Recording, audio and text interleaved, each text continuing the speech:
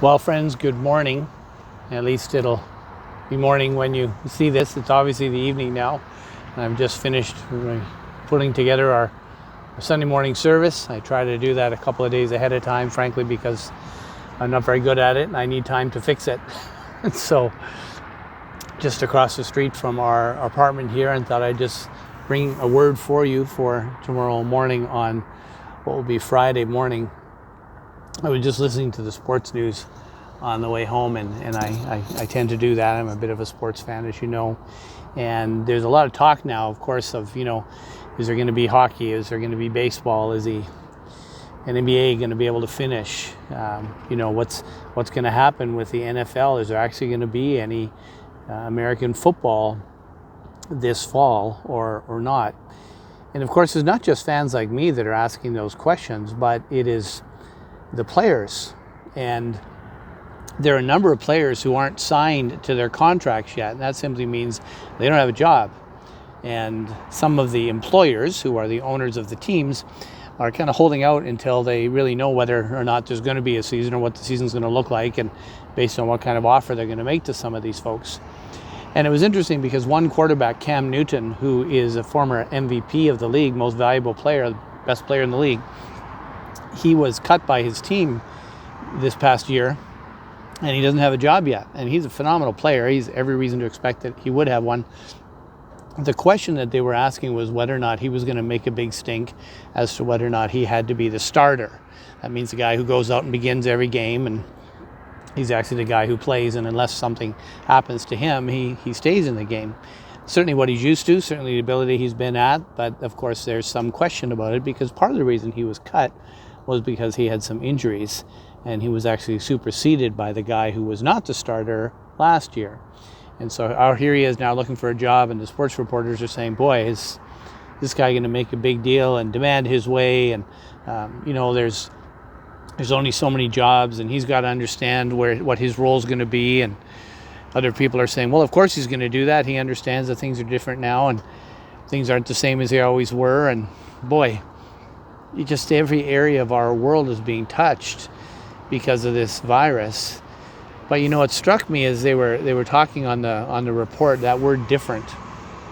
They know it's different times, and Cam Newton knows he's a different guy, and he's going to understand that things are going to have to be handled differently this year. And it struck me that in the Bible, 1 Corinthians 4 and verse 7, the Apostle Paul talks about people who are different. And he talks about people being different from the standpoint of God making them different.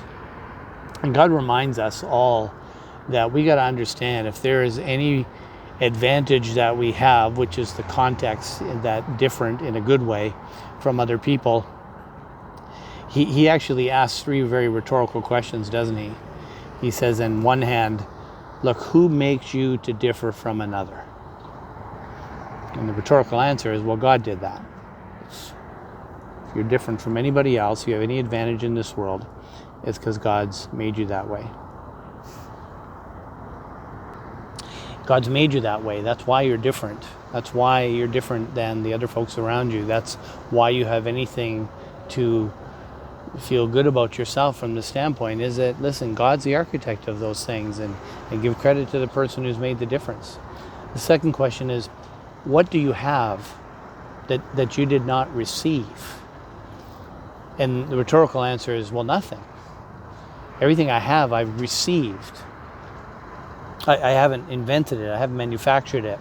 I haven't created anything. I've been the recipient of it, the receiver of it. So if I'm different, God's made me different. Everything I have received it from God.